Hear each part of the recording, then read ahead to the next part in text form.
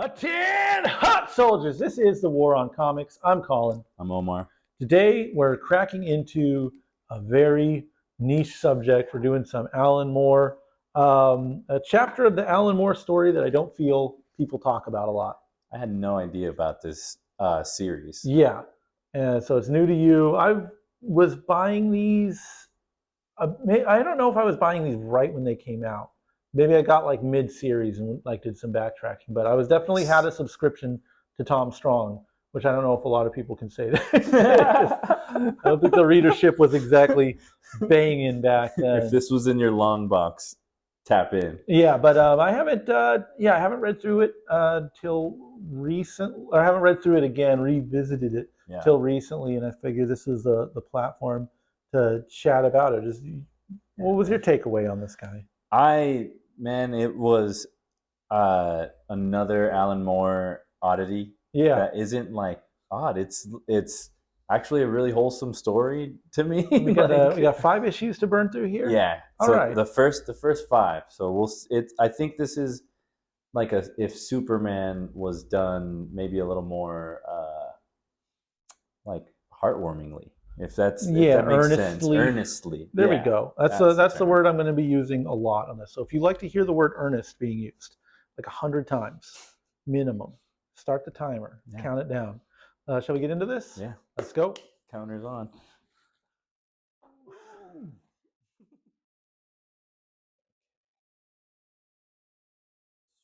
You going?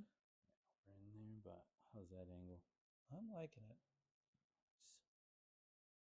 Sweet.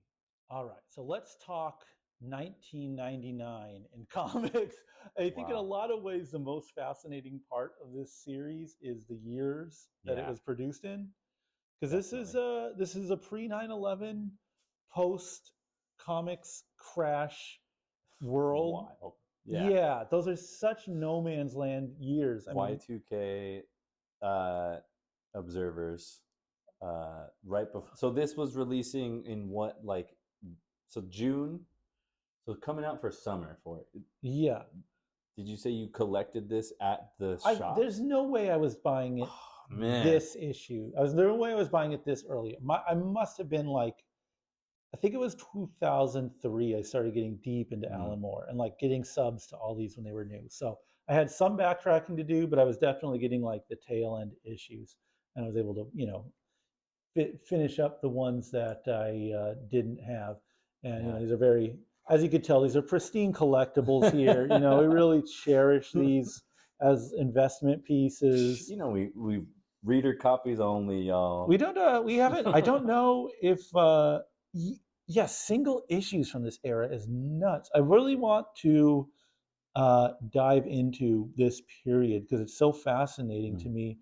Like, I couldn't tell you what was happening. These were like a period where I was truly like checked out. I mean, if it wasn't on Fantagraphics, I was not reading it. Yeah. Like I was so anti-superhero. I was so tuned in with indie stuff, and like I was just not checking on what was happening with comics at the time. And I feel like this series is proof that there was really interesting stuff happening, because ultimately I felt like the evil Ernie, Lady Death, Bad Girl era, as they call it on cartoonist kayfabe, that was like, okay, I'm out. Like I don't care about what Danzig is doing with Verotica.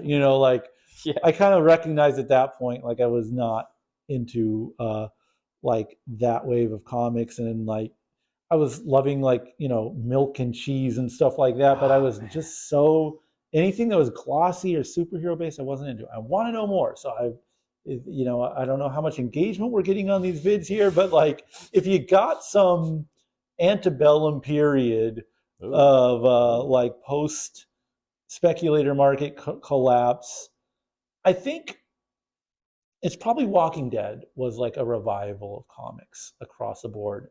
And I think that elevated the market in a lot of ways and brought a lot of, I'll just say charlatans, but, a lot of new writers into the fold.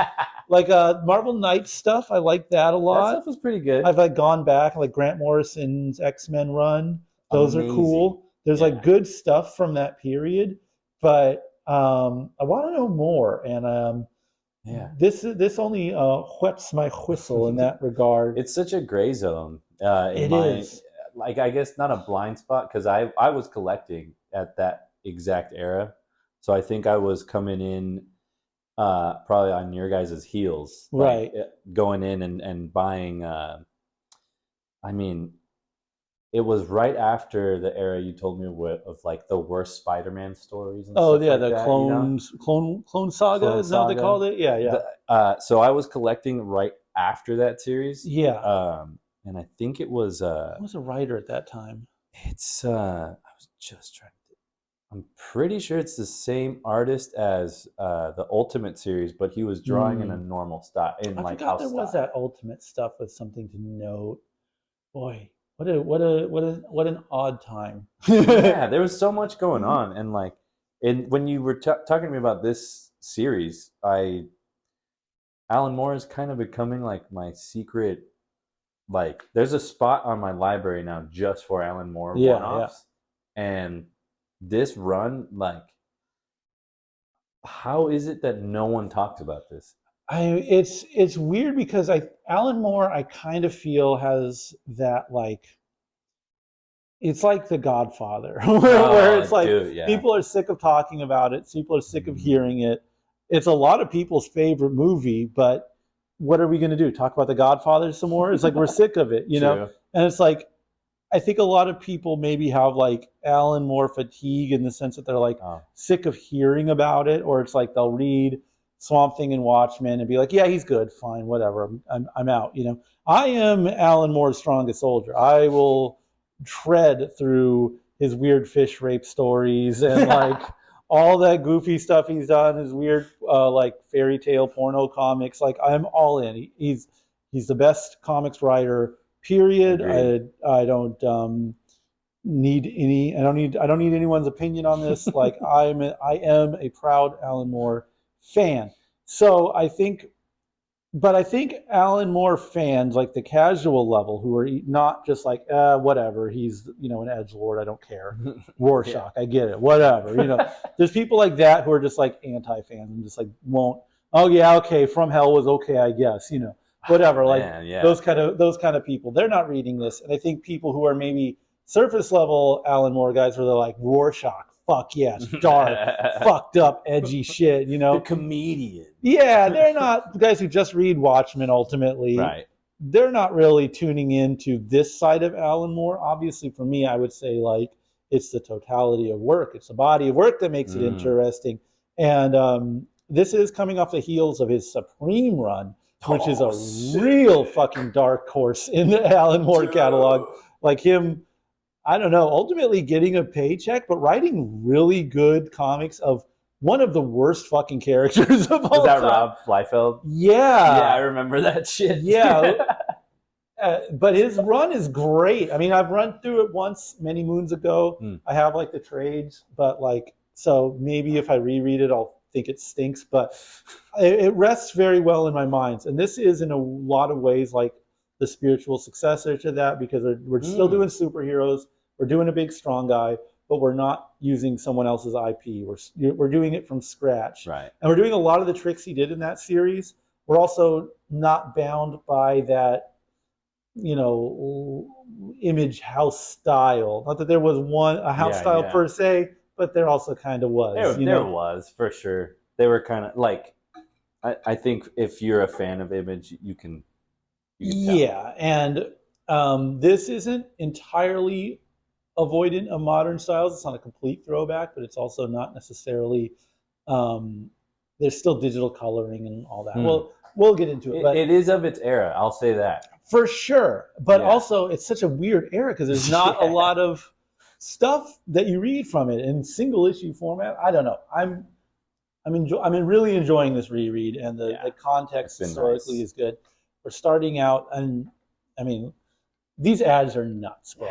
Like, this is something you're not going to see in the trades, and it's going to... Seth Green. It's bizarre, some of the ads in here. Anywho.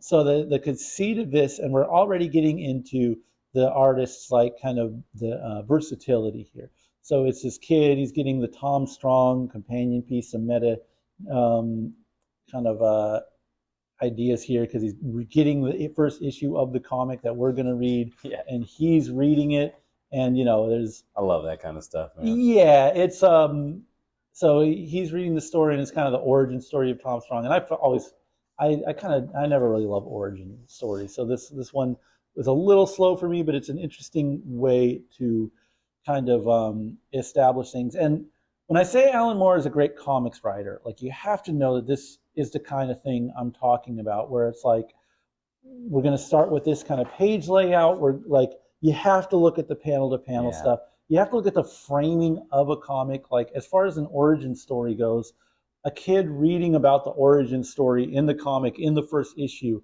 no one's going to hit the ground running like that. It takes a really skilled writer to come up with this format, and that's just what I and like love to give the about his artist writing. space like that too. There's like, we've seen comics where the writer takes up as much space as they can in some just panels. For being penned as like this I don't know, pretentious writer or something, like whatever, however you want to put it. He's like these are like hurt kind of stories here. He seems very like what's it called, like not accurate, but like every kind of sequence and stuff, and I'm sure it's like a play between Alan Moore and the artist, but it feels very like precise. The story feels super precise, and like they know the type of feeling they're trying to give out. It's because it's so cool, man. It's like adventure, like superhero, right? It's really cool, and it's kind of like, I mean, this is still, I forget the exact timeline of this in League of Extraordinary Gentlemen, but like it's hella steampunk, right? Like, you're reading an Alan Moore story, just like, put your fucking top hat on, put your goggles on, you know what you're fucking getting into here. Bro, the practical magic. I'm sorry, with the pay-per-view, hard, brother, this is a bizarre fucking time. So I think if I'm not mistaken, the origin story is there's Tom Strong's dad, there's his mom, and they're kind of like incubating this baby to sort of grow in this like Venture Brothers style, right? Like totally Venture Bros. In a incubator of sorts, without the influence of the outside world, so they can kind of mold them to a super in their own kind of way. And this is the they're kind of like a little bit of a nod to old Black Panther comics, where like these guys have these herbs that kind of enhance growth, or basically give you the superpower part. And they're able to age really slow because of the stuff that's the growth that's native to this island, right? So, and again, this is just a quick kind of idea of the variety of art from this. I don't know, just kind of straight lace style to the more cartoony stuff of the kid in the world of Tom Strong. And like the Atomic Age style. Yes, and the of course the panels within the panels. Love to see hard. It. This ad is fucking crazy. This was it looks like a real scene, but it says that it's all actors. And it's like just for like an effects company or something. For 3D graphics, bro. I guess it's like probably a graphic card for your computer, right? So it's a pretty basic A story when we're cutting in between the origin, right, where these these flying pirates are trying to like do a train robbery, like a space train robbery. Really cool like sequence, and something, dude, this is wild. I had that. Just this kind of like storytelling. Obviously, Alan Moore's got some miles in him at this point, but I think that it's so fucking, it's just evergreen. Like this format. Why don't they just follow this simple ass structure? It's very pulp, it's very golden age, but it's told with such start the counter, it's earnest and it's love, and everyone pegs Alan Moore as this like edgelord guy, but like I think he had so to get to even a Watchman, which was so early in his career. You do have to have a genuine love for a craft before you can dismantle it. Yeah. And I think by the time this comes out, you know, he's just kind of like not stressing out too much about reinventing the wheel or like doing some meta commentary on comics themselves or like what questioning what superheroes represent in society so much as he is just like having fun telling fun stories. Yeah. And that's that it's not so much the stories themselves that I think are particularly great or even interesting, but just the love that oozes out of it, you know? Yeah. There's there's a lot of love on all of this. Absolutely. Like, and I mean, you know, again, very fucking steamy designs so here. Cool. Oh yeah, and where they're raising him in the mountain, the volcano kind of goes up, and then he, I think the parents, you know, the parents got to die. Yeah, they both die. As in, you know, we need a hero. He's Yeah, 8 years old or 9 years old, something or something like that. that. Yeah, I guess I got some cankles going on there, but we're not going to judge. Look, we got a deadline. This is monthly here, you know. He's speaking their tongue, and yeah, the kid's kind of going. He's sobbing up here. Boom! Look It's at so him. sweet, so sweet. And while this is happening, of course, all this is going on outside. He's glued to his comics and missing, you know, his hero in action. It's so funny. It's a simple gag, but it's like this effect again. This is your edgelord here, right? This is the most fucking, you know, like reinventing the wheel, you know, guy in comics, right? No, this is the man who loves what he's doing, and loves these stories, and isn't trying to like, you know, be antagonistic to the reader. Is just having fun with this character that he can kind of build from the ground up and give some cool lore to. And he marries, I think, the daughter of the chief. You know, sure. And they're kind of this is them in the modern times. You know, after he has thwarted this little heist, and they're ready to take off. And or no, they have a daughter, Tesla Strong, and they got this little monkey man as their assistant there. It's like, go with it, man. So cool. You get the helper droid. Yeah, there. helpers in there. And you know, and yeah, kid of course bumps into Tom Strong. Now this is a real small detail, but I really like it. Tom Strong's voice his lettering is always like 1.5 times everyone else's to kind of convey that big booming quality of his voice. So cool. So, you know, origin story issue, not a drag to get through. And it wasn't even. This was really wild. Oh, I didn't read. Oh yeah, because it is a Wildstorm subsidiary, which is of course a big schism in. I feel like one of Alan Moore's like reasons he kind of had to leave comics ultimately is the backstabbing of old Jim Lee in selling Wildstorm off to DC, the company that betrayed Alan Moore so many times ago. It sucks. He sells the company, and then Alan's like, "All right, well, I'm not going to do comics anymore." Ultimately, he does his those lewd those is the Arrows vibes or whatever. Lost Girls, I think they're called. Oh yeah, and that's like, you know, some dirty Coomer stuff, and a handful of others sporadically. What you'll get tricked with the Alan Moore stuff is forgot the company. There's one of these indie publishers that put out like Necronomicon, which I think he wrote, but a lot of them are like you know, story by Alan Moore, and he's not, you know, doing the panel to panel stuff, which is of course why you read Alan Moore. That's why you need him in there. This is what makes him a good writer. Is like this layout stuff doesn't just happen from the sky, you know, like it has to. This was awesome. This was like, I think, him talking to like Frank Miller and all that kind of shit. Like, because obviously, like the Image guys, like they glaze the fucking shit out of Frank Miller, out of Alan Moore. And I think he's still going, "Hey guys, I still fucking got it."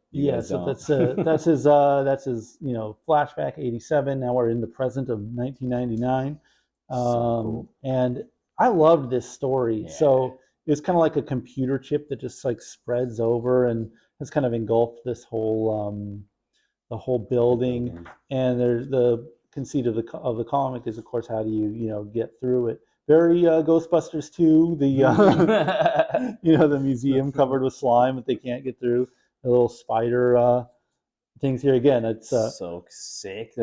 Is giving some Half-Life for sure. Very like, again, if this was 2 years later, you'd say it was a commentary on the surveillance state. But there you go. we're still an innocent nation. We have not been humbled in a way to make this so poignant. It's kind of just like, I don't know, just a cool character to design for these. Give like Rocketeer For sure, all this stuff. It's like, all pulp. It's all white knuckle, man. And then it's the whole thing shapes this this character, right? Who's like this kind of I don't know, a brood, right? He's like a collective consciousness thing, and he's whatever he's trying to do, take over the world, blah blah blah. Just Borg stuff. Yes, there we just go. Borg stuff. Just Borg things. Yeah. So something I really like about these comics is like they almost, and reading them as single issues, it's very apparent. Like there's almost like a non-confrontation that happens. Yeah. Like something I picked up on as well. Like Superman, if he used his words a little bit. And it's also Superman with like this science part of it, where right. he is kind of a Tony Stark or Reed Richards type, but with the brawn and the physicality and all that. So he just chalks up a deal with them. He's like, hey, this is so this is such a good this is a non-cynical commentary on Golden Age comics, because he's like, look, you can come back, I can keep beating you. You can come back, I can keep beating you. Or why don't you fucking get on my ship and you can inhabit that. My ship will fly to another planet and you can do all this shit on a place that doesn't have life on it. You just can't do it here. It's so sick.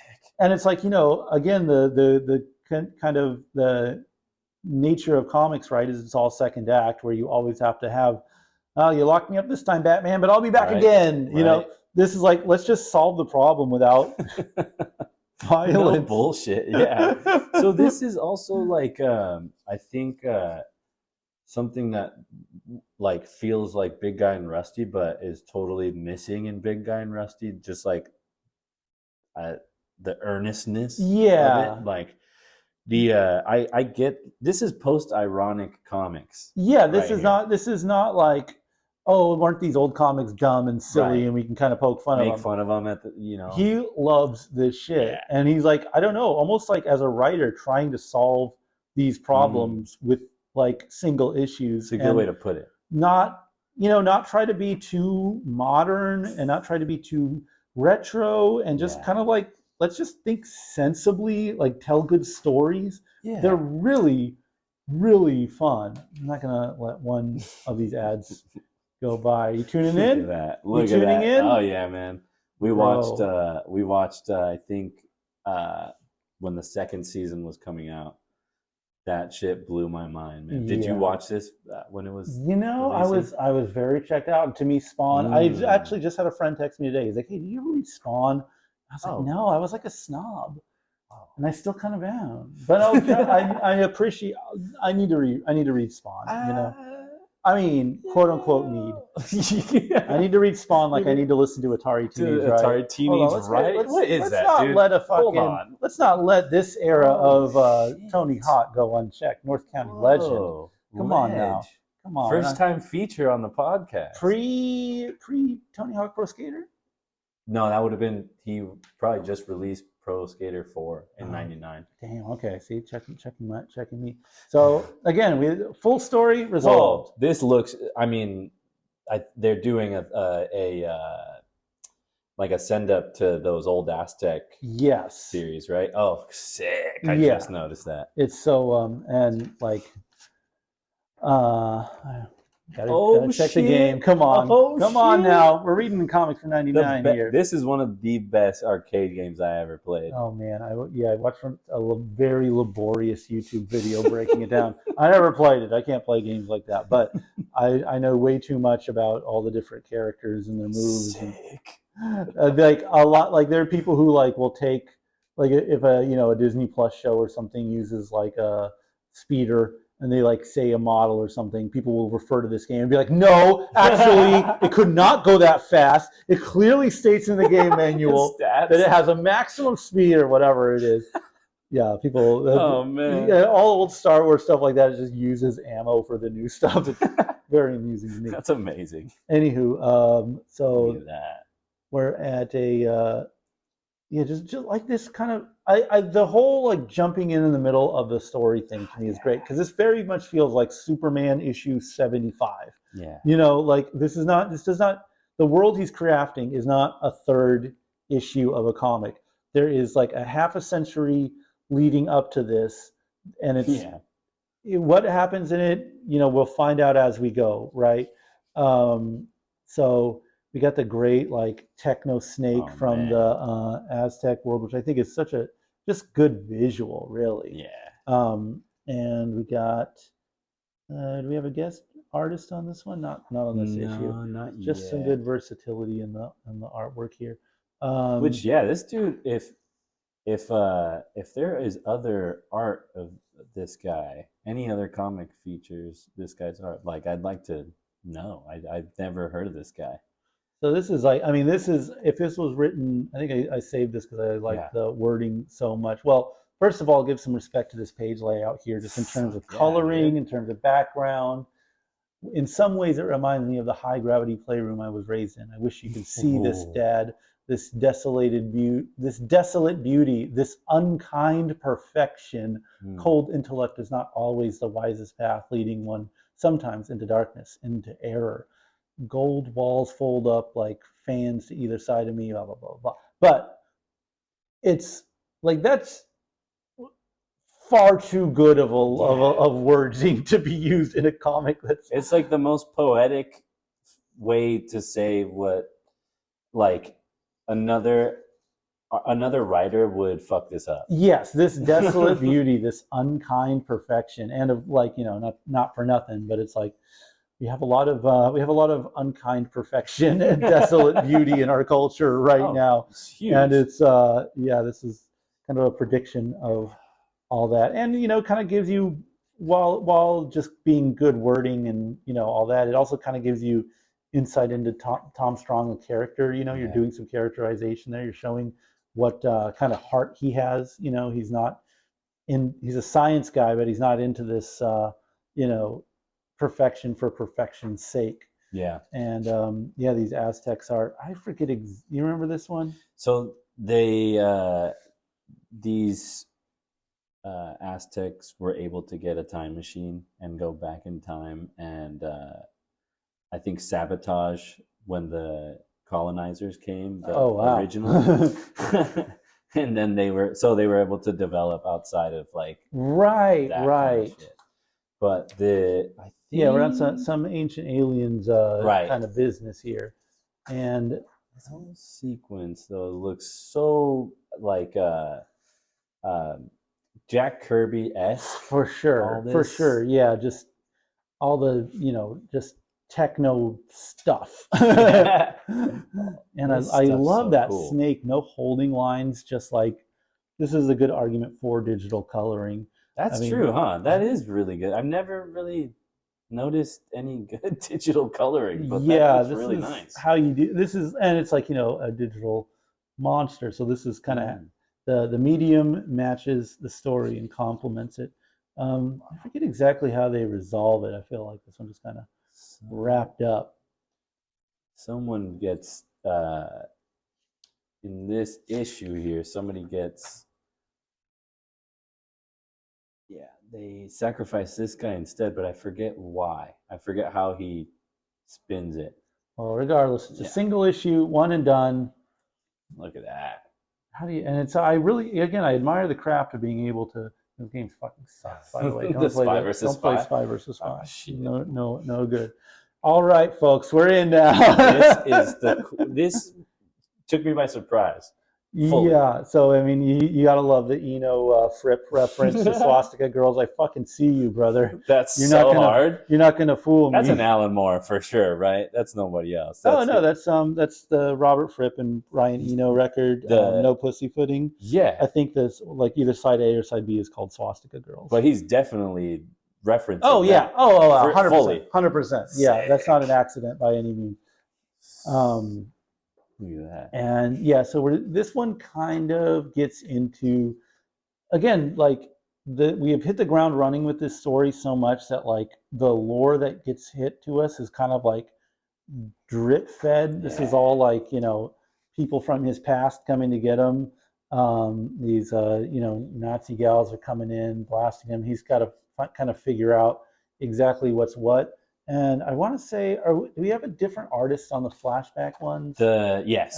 Yeah, that's going to be... There's like an all-star run of alternative I think artists that'll here. be coming up. Where's our Arthur Adams? Yeah, Come on, man. perfect fucking guy to be telling this kind of story. And it's Art Adams trying to fit in with the '90s, which is crazy. Look at that, man. This is a guy. Sheesh. You can tell, like, you should not have to do these kind of proportions, but he's, you know, trying to keep up with with the style, which is not good. That traditional anatomy is like not flying after that image era, but he's picking up on how to like play with it, and it's still better than probably anything else on the rack at this period. Yeah, it looks like it actually has shape. Yes, just like, look at these lines. Yeah, because Art Adams was absolutely like, you know, the godfather in terms of like good comic accurate, good anatomy, you know. And so to see him toy with this in this era is like, I don't know, fascinating. And again, a really smart way to kind of break up like the modern world and then the flashback. And yeah, it's I guess what they're kind of playing with this idea of, you know, the two sides of eugenics, right? He was because Tom Strong was kind of built in a lab, and these like Nazi gals were kind of built in their Nazi lab. And I guess it's sort of I don't know, I guess you could say that it's a sort of a where the human spirit comes in, you know, like if you could use these eugenicized powers for good, or you could end up, you know, fighting on the side of the Reich over here, you know. And of course, you can see where our man fucking Tom Strong fits in. Punch a Nazi in the face. Yeah, and ultimately, you know, they're chaining him up. They're trying to like use him as a bull of sorts to breed, so that they could get some of those master race. What do you call it? Genetics. Like, Nazi style story, like the, you know. Yeah, and I mean, this is you can only do this if you're raised on like 70s exploitation and was it the Werewolf of the SS, those kind of like grindhouse movies. I mean, yeah, Nazi exploitation straight up and down, and they don't really, you know, make bones about it. But ultimately, they blow up, and he's like, "Hey, I got out of here. I have met the enemy, and she was beautiful." Oh, there's a really good line in here. Hold on, this is gonna irritate me if I don't say it. It's giving me a lot. Did you ever read Joe Madureira? The Joe Mad stuff? I think his comic was Battle Chase or Battle Chasers. You know, yeah, art style wise, I could see that. Yeah, dude, I think he must have been looking at some Art Adams. So it must be in another story because this plot point comes back, but there's a real good line that he has. It must be in a different one where he's kind of talks about the like the horrific appeal of fascism, you know, because this girl is like, you know, met the enemy and she was beautiful. So it's not, he seems to, and even with the character design, the conceit there is, I keep saying conceit this time around, but I'm going to keep rocking with it, deal with it. Dude, we need to say earnest. He's kind of saying like Nazis aren't always these like kind of ugly things. There is something kind of beautiful, or there can be, in the ugliness of fascism. But, you know, there's never any sort of like swaying of side that Tom Strong does. There's just kind of a, I don't know, admission. It's like he's without a dispassionate admission of the beauty of these kind of Nazi girls, right? Like in him being the straight man, like the actual good boy, true good. He's also like, you would never see Superman saying some shit like this. It would be like a Boy Scout. Yeah, I mean, and you know, I think in modern media especially, like it has to be because, well, have actual fascists Yeah. in a way that we have now that weren't so apparent in the late 90s. So, this kind of, Alan Moore isn't half-stepping by any means, but I don't even know that you can have characters be this, it's not even right to call them like morally gray, but even making this little half of a conceit of like, yeah, that Nazi chick was hot. Yeah, I know, like something like it's, I don't even know that you would. It's just kind of funny that you would do that in a story now, but still, again, that's what good writing can do. It can have that sort of acknowledgement without feeling yucky. I guess it speaks to that era because I do remember it being like light. Right. Like you can make light of stuff, and yeah, it was again, so the Nazi stuff was pure pulp. Like it was some like a throwback to a bygone era. Now it doesn't feel so now bygone. It feels not. It feels like it's a zombie version, but unfortunately, it's maybe not. Even in like the Marvel movies and shit, like they don't got swastikas because the Red Skull stuff. Yeah, it's all they replace it all, because it's a little too scaly now. Yeah, for sure. And so it ended. One of the few that don't end on the all wrapped up at the end. He's this going is back to in be time. Continued. I like this commercial. Next so planet over. So jeez, that was 4. That was 4. Okay, yeah, so this is the last one of today, and then I don't know. Are we going through them? We're going to get through the whole series, huh? I would love to read the whole. Yeah, it's not that deep. It's like 20-ish issues. So hell yeah. Yeah. We're going to be wrapping up pretty soon. So if you love this, keep checking, and if you hate what you're seeing, it'll all be over soon, baby. So another fucking Superman legend, Jerry Ordway doing guest spots in here. Who is that? He's like just I want to say Silver Age era Superman artist, if I'm not mistaken. Again, very, very straight, very by the books, the kind of people that like Jack Kirby and Steve Ditko were leaving in the dust. Oh shit, yeah. If I'm not mistaken, I don't want to be called out on that, but anywho, I know I've heard his name. It's a name I have very much so associate with Superman. So, and this is obviously a character that's kind of an homage to that. So he's time traveling. He's in Pangea, and Ordway's doing our throwback, and we're switching into the DC or the EC comic style lettering, just to kind of hammer home that this is like a weird science. It's so kind cool. of homage.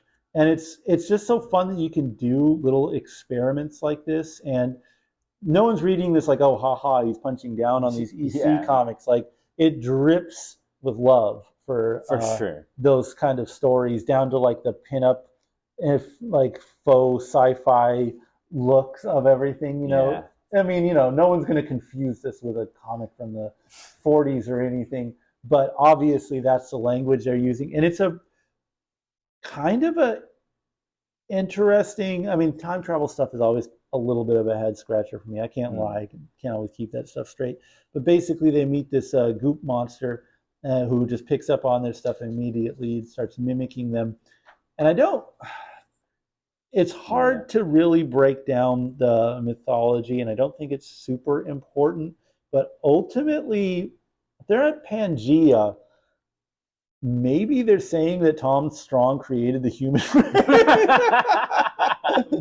Kind of, because that's how they got the the face and the language. Who knows? It could be some major issues they're looking for. But yeah, it starts mimicking them and taking on the form, and he's this big old goop monster. And essentially they get out of there after encountering him, their first encounter with them, and actually leave him. I'm afraid so, Professor. It looks like man and woman have been expelled from Eden yet again. Only this time, as far as I'm concerned, paradise can stay lost. That's so good. It completely has that that golden age style of superhero dialogue, but I don't know. It doesn't feel stilted or anything. It can still be very much so taken on its face as like a cool action story, And again, I hate to belabor the point, but like this is why Alan Moore is the fucking man forever. Like he can do these. He can block you down to a 6-panel grid when he's doing this. He can bring in the lettering. He can do all the stylistic nods but then while that's happening, there is an interesting story taking place, and like it's not just a stylistic issue. Yeah. And he's also trying to like flesh out the history of Tom Strong and put you in these different eras, and it all pays off in, again, we're now completely broke. Now we're completely off the 6-panel grid. Now we're playing with layouts and doing stuff that feels so much more modern as he's re-encountering this monster that he met in the past. And yeah, he's kind of takes this form of I dug this part a lot. Yes, for sure. This gave fucking Frankenstein to me. Like the creature meets the creator. Right, because he understands how to take the form because of who he met. And I think I'm trying to think of because it's another essentially talk my way out of it story, where Tom kind of figures, I think it's he figures out that they're gonna double cross him. They're gonna use him to kill Tom Strong, and then they're going to they're gonna escape, and they put him right when the meteors are about to like make the dinosaurs extinct or something like that. I don't know my biology, but again, we can get the old EC Comics rub-on lettering, but we're still going to do some digital effects. So like we're not crazy. Pedantic in how we're telling these stories. We're leaning into what modern technology can do in our storytelling. And so, he leaves old Pangea to be blasted by the meteorites, comes back home, and time has changed a little. I guess it's in it's kind of like, you see who's in charge of the blasting him back to the past, but you also see, it kind of looks like they're turned it into Nazi world, but obviously it's just a model. So, fun it's storytelling. So see what we got here. Yeah, some Crash. Some Crash Bandicoot, some the hell? Omega Boost? Bro. No way, dude! I love this game, bro. Yeah, this is your era, brother. This is fully Gauntlet, dude. Gauntlet legend. So all this stuff looks really good graphics. There's our first 5 issues of one. Yeah, I maintain a very strange anomaly in comics. It's such a crazy because what's going on at the same time? Transmetropolitan? Is that what's going on? Yeah, I think that's in the conversation. I mean, it's a dead zone. Again, I was not like hitting the comic shops weekly in 1999. I was so checked out from that, and I think a lot of people were. A lot of the people, the guys like me who onboarded during the Image boom and Death of Superman stuff, once it hit, it burst, and I was out. I would argue that I pivoted towards, discovering the Klauses and all that. So, I guess it's understandably so that I was out, but it's still like a mystery to me what was happening, because all these guys were still publishing. Marvel's going bankrupt and all that. Dogs too. Yeah. It's names that are like, everyone that was in this issue I've at least heard of somewhere. Yeah. Like the indie guys at that, I wasn't at all like tapped into any of that stuff yet, but like even as a kid I would have recognized Alan Moore's name. Right. Arthur Adams maybe from the Godzilla stuff that he had done. Yeah. Maybe. But man, such a sick run. Like what was why did you start digging in? Just because it was Alan Moore? Yeah, I had never read an Alan Moore comic growing up, so and crazy. Truthfully, like this is story time, folks. Let's take a little. But I read I took a comic book class in community college, because I was like, I need to see what college is.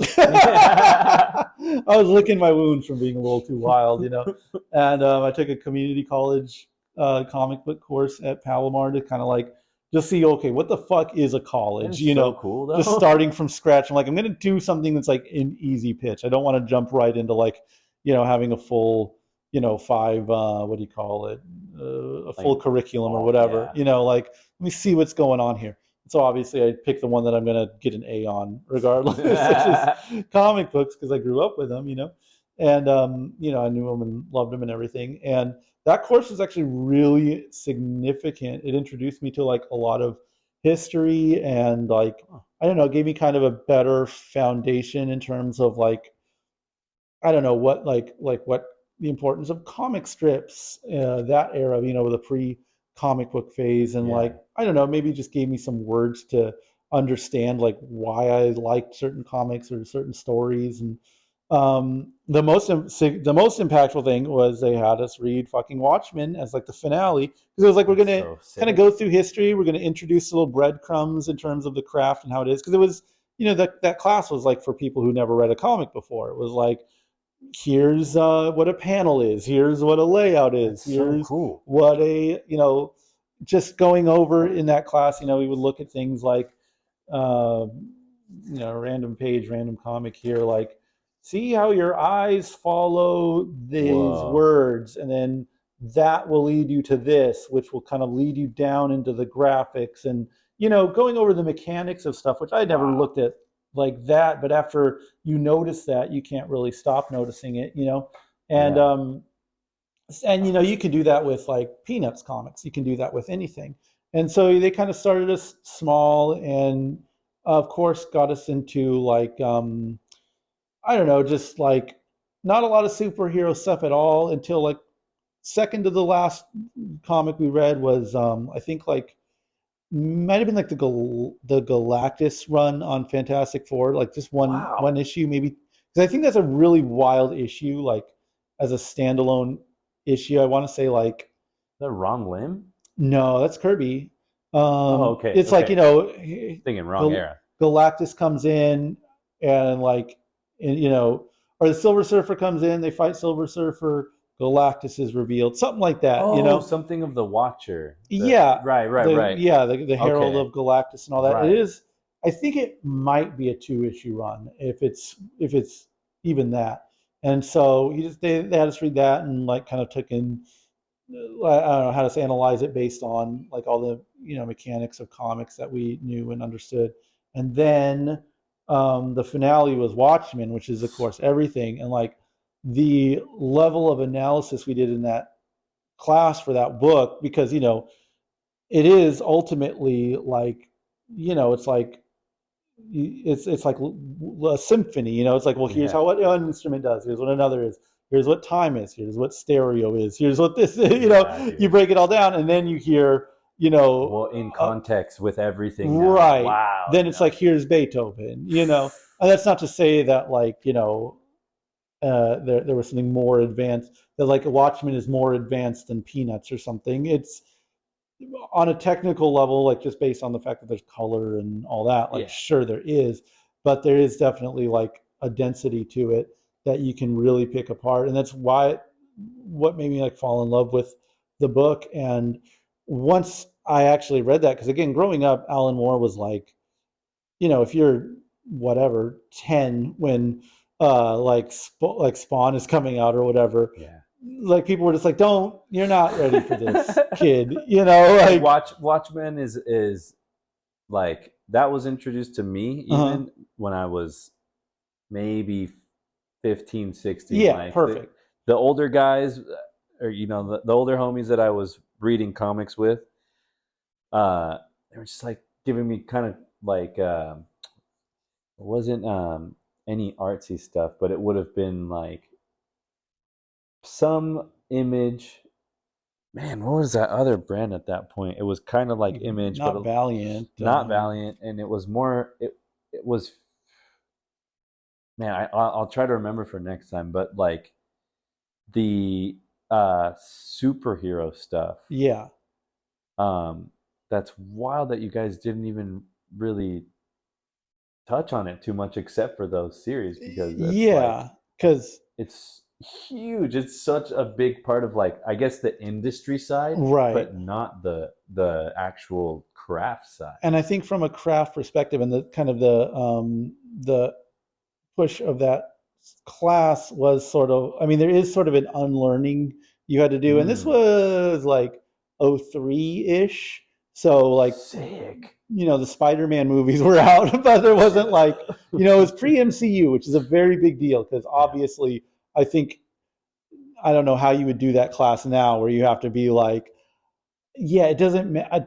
How does it relate? I don't want to just talk about fucking Iron Man. Like there's no reason to talk about these characters. And there's like, but even then there was just this hurdle to kind of unlearn comics as as an inherently superhero based comic and like or an inherently superhero based medium, which is the uphill struggle, I think, of any comics like, I don't know, snob, Right. is like, and there is this, so there's this like, there's like, it's like a, what do they call that? One of those graphs, right? The like bell curve. Yeah. Where it's like, nothing about comics and you're like, superheroes rock. And then you know a lot about comics and you're like, oh, I only read Robert Crumb and, highbrow comics and, international releases. High lowbrow. Yes, and then you learn a little bit more. And ironically, I think this is kind of where Alan Moore's head was at with this, where he's like, you're like, I fucking love comics, man. or or I love superheroes, where you know more about it.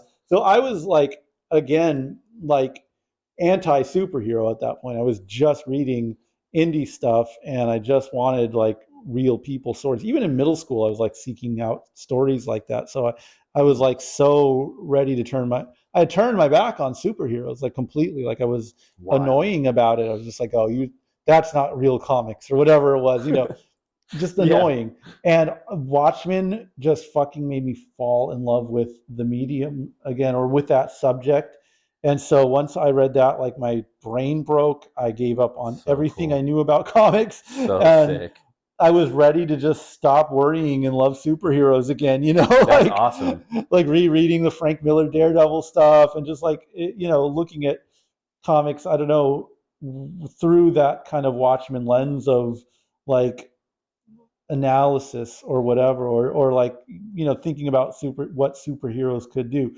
And so I was fixated on Alan Moore after that. And like the fact that he was publishing comics like concurrently to this fixation, I was like, well, obviously I got to get what he's so sick. Get a pull list going and get what he's putting out now. And this is kind of like an appetizer because he was publishing this Top 10, which is like a cop story. Tom Strong's Terrific Tales, or maybe just Terrific Tales.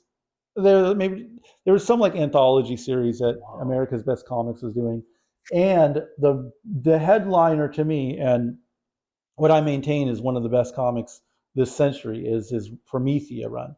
Promethea is like incredible. It doesn't have that like this is clearly like a tribute and a nod to like pulp in the past.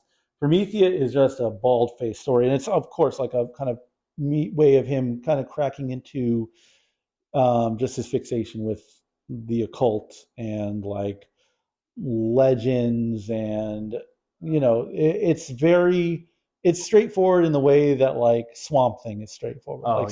Swamp Thing is very much like there's no deconstruction I feel going on with Swamp Thing. It's kind of just like, here's some cool ideas I have, and it's just, there's not really meta commentary going on. There's no like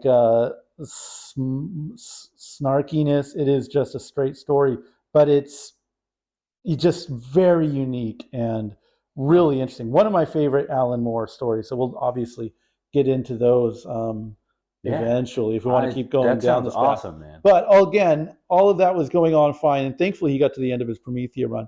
But America's Best Wildstorm gets eaten up by DC. So this is incomplete? This is, did you say?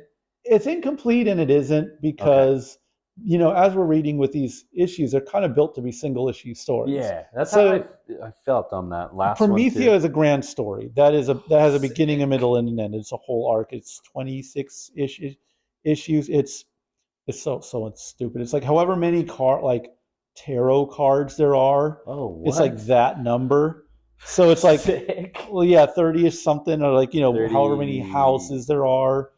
what is that, 32 maybe? Brother, you're asking the wrong Yeah. guy. Listen, I'm Alan Moore's Strongest Soldiers, but I don't play that fucking the woo-woo stuff. I'm sorry, guys. Like, I'm not a girl. I don't know what to tell you. You know, not my. I didn't need to know about that stuff to get laid. It wasn't that era. Yeah. Yeah, I wasn't trying. I didn't need to. I wasn't. Not my skill set. All right. All due respect to everyone listening here. Yeah, it's so that was very much conceived as one story, whereas these I think aren't really. It's sort of pitters out at least. Okay. But it's still a solid. Again, I don't know. I just love the fun of these comics. I They're love so fun. the quality in it. It's not like doesn't feel like it takes itself seriously enough to deliver something that's entertaining and like I don't know face value. Like I don't think you need to look at it as anything but just a good story and like fun superhero comics. But at the same time, on a meta level, on a craft level, on having these guest artists in the mix, the way the story is told, the fact that it's self-contained, it's not like part of this larger universe. It's there are these deeper levels you can kind of marvel at and pick away at, and it enhances the story, but there is still underneath it just a good story and just fun comics. And I don't know, I can't say enough good stuff about these. Yeah, man, the so straight ahead like comics making, but he's not. I think like what we said earlier, it's not like he's this isn't like that like acerbic like wit or whatever, any of that kind of stuff. It's just feels like very anti-90s, honestly. Yeah, for sure. Very anti-90s from what I remember this era being. Yeah, the sincerity, the just the good guyness. Like he is an uncomplicated character ultimately. He's definitely kind. He's not even like really bound to this like Americanism. It's like science, right? But he's not like necessarily like I don't know. He's not like burdened. Like Reed Richards is this tortured character, right? Who's like burdened by the knowledge of his of science, and depending on which writer takes on that character, they can kind of make him an asshole if they want to. But like Tom Strong is not an asshole. He's a loving husband. He's a father. He's like, I don't know, like an honest hero. Honest, yeah, he's got like grandpa energy. He's not and he's not like getting revenge for a killed loved one or like any of this stuff. He's just kind of like a citizen of sorts, protecting his city. He's just doing his civic duty, right? As like a metahuman. And there's no like I think any Batman writer now has to do some like castigation of like, well, I'm a rich guy and that makes me bad, but also I'm doing this. Like, there's no like trying to break down what it means to be a city's protector or to serve this kind of justice, because he's just doing like super science crimes. Yeah, like I think he's going, this is a story, guys. I've done the socio-political shit. Yeah. I've done all the other kind of scenes that I think like how much can you wax on a superhero story, kind of style. Tom Strong, or How I Learned to Stop Worrying and Love Goop Monsters. I love that. No way. I'm not going to top that. Let's call it. Yeah, okay, I think we got to call it. Yeah, we got like 15 more issues of these folks, so I'm stoked. 15-ish, 15 and change. A lot more PlayStation ads to get into. Oh, hell yeah. I'll tell you about everyone. At that, and on that note, at ease. Breath of Fire 4. Sick.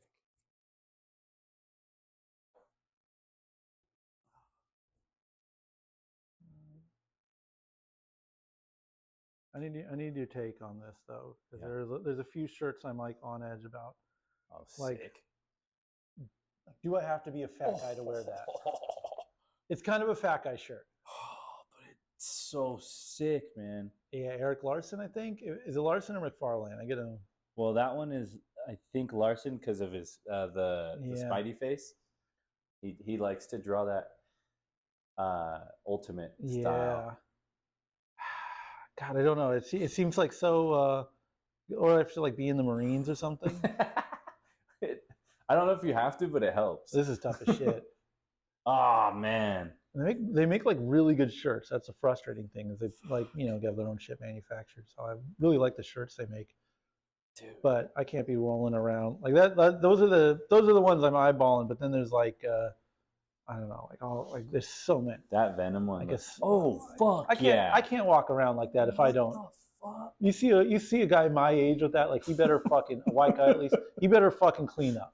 Yeah, name your combo. Yeah, that's stolen valor if you're walking around with that. That's badass. This is cool though. Speaking of Capcom, this is the other one that I'm just like, that's kind of tough, dude.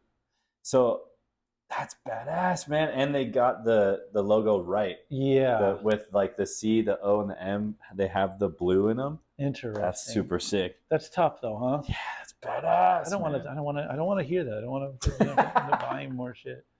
Dude, if you do end up playing Breath of Fire 4 and you dig it, I mean, I would give it a shot just like on like a fucking web player. Yeah, I'm playing. What am I doing right now? I was like in the middle of some RPG for Game Boy Advance that is just draining my fucking life force. I wonder if I need to just see if you know what this. I gotta look it up. I am.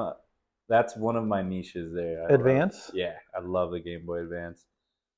I'm sure if I look up RPGs, it'll show up. Cause like it's got one of those fucking. They all got stupid fucking names, so I can't keep up with them. And I just like I'll look up those compilations of just like here's all the. There's Breath of Fire games for the Game Boy Advance. Are those any good? Breath of Fire 2, I think, is good.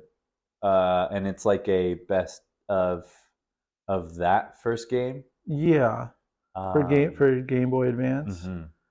Maybe that'll be my in. Yeah. Oh wait, hold on. It has like a cool like system, like mini game kind of system. Are you like a big RPG guy? Yeah, I love that stuff, man. That's like how you said you were collecting. Like on the NES back in that in between period. Yeah. That's how it was for the Game Boy. That's fucking sick. Lufia Ruins of War. Oh, dude, how did you get this? It's an emulator. Oh, it's just it's just all bootleg stuff. That's like a rare game. It's Atlas is known to be like they were slept on, and so actually now that you mention it, I'm wondering what other Atlas games I played because it does sound really familiar. I think Golden Sun was one of them. It's it's a quality game. Yeah, but it's also just fucking annoying because it's like I'm just when you're playing a game you just don't really love and you're just like I have to get through it before I do another one. Are you? Do you ever do the? And this is not my rule. This is from a buddy of mine. He goes, for every game at a certain point, it just diminishing returns, and it's like usually about 30 to 40% of the way. So he was saying if he plays games around, he gives them a fair shot and he goes about 40% complete. And if it's like forget the website that he goes on, like IGN or something. Okay. If IGN says it's like a fucking 4 to 5 star game, he'll finish it. And if at that point he's not into it, which is like maybe 4 or 5 hours in, then he's like, I'm out. I'm gonna play another one. But I just can't do that. I cannot. I know. I mean, in RPG especially, like, bro, I didn't fucking grind that shit out and get this fucking sword to tap out. Hell no. I forgot. I know I got through like another game on there like before this. Like I was just kind of going through the list of games because when I got this analog pocket and I got all this, I got my friend to put all the emulator shit on it because I don't know what the fuck I'm doing. I got like I was like, okay, Dragon Warrior 1 through 4, just to ground me, our held versions of all those. Burned through those. I think I tried some of the Final Fantasy games, but I'm like a purist, like FF1, and I'm fucking out. And so I couldn't even like figure out the basic battle system on it. And then I think I burned through like Ultima, or like one of those kind of like is Phantasy Star. Oh, maybe was that one of those maybe it earlier? was Phantasy Star actually. Okay. Yeah, and I got through one of those, and just like I mean, it's still a long time. None of those games are short, but it's like even back then they were at least would like. Isn't Dragon Warrior like one 14-hour game play Oh or yeah, something yeah. like I would that? say I Like, would clock it at around 20, but yeah, basically, that's a hefty game for an early ass. Yeah, is that 8-bit? 16 that is bit? 8-bit. Those are, Wow. 1 through 4 are all 8-bit, and 1 especially is like that's like actually what I liked about the remasters on the GBA was like they just kind of brought everything, all the basic game mechanics up in line with Oh, that's cool. ones, because it was that primitive where you would go to a stairwell, hit select, hit stairs, Oh, wow. go down the stairs, go to door, use Menu key, diving. all that stuff where it's like I appreciate the charm and everything. Like I can go through it, but it's also just like, come on, man. So the GBA remaster got that up, and I think that's what just slogs a lot of people out with the first Dragon Warrior. It almost gets like a bad rap because it's less like, you put that up against Final Fantasy. It's like, fucking get the fuck out of here. Final Fantasy, what makes it so amazing is everything was fucking dialed in. They had the virtue of like basing it off of Dragon Warrior. Right. Well, and the first Dragon Warrior is just one person in your party. I think by like, oh wow, by 2 you're where Final Fantasy is, where you're like a party of 4. Pick your magic user, your fighter, etc. Yeah. But the first one, it is just one person. It is very boring, but I love it. The grindy games are the best. For me, the grindy games are kind of like they let me lock in. Somehow. Yeah, just I need to get that fucking sword. That's it, kill man. Some fucking bats. That's all we need. Kill some low-level bats. Yeah, watch the fucking number go up, man. Dude, if you like grind, I mean, Breath of Fire 4 ain't super grindy. You can play it like a completionist, or you can play it like a speedrun style, and it's good either way. But like, and actually, since you're not really super into Final Fantasy stuff, you will see how much more of a Dragon Warrior like clone it is, but it's not like a bad thing. Yeah, me a Dragon Warrior clone. I'm gonna finish this goddamn burrito butt of this fucking Lufia game just to fucking say I did it. Yeah, it's a sick. I mean, from what I remember, but I played Lufia when maybe I was like 13, 14, and that was like along with Golden Sun. And dude, I remember it was pretty insane. Like the story was crazy. It's a weird story. It's weird. It's not really intuitive what you need to do. Like I try not to bend to the walkthroughs, but it's like when you're super convoluted, I'm like, just fucking get me through this. Yeah. That's kind of what I feel like I'm at right now with this game, where I'm just like on rails, kind of like, oh yeah, just get me out of here. Yeah, man. But I need to fucking finish it because I know I'm in the last leg of it. Dude, I feel like you got it. When you start a different playthrough, if it's not Breath of Fire, you have to do the Chrono Trigger port on the Game Boy Advance. There is a GBA specific Chrono Trigger. Yeah, and that one is okay. That one is tits. I should. I've been hearing about that game my whole fucking life. So.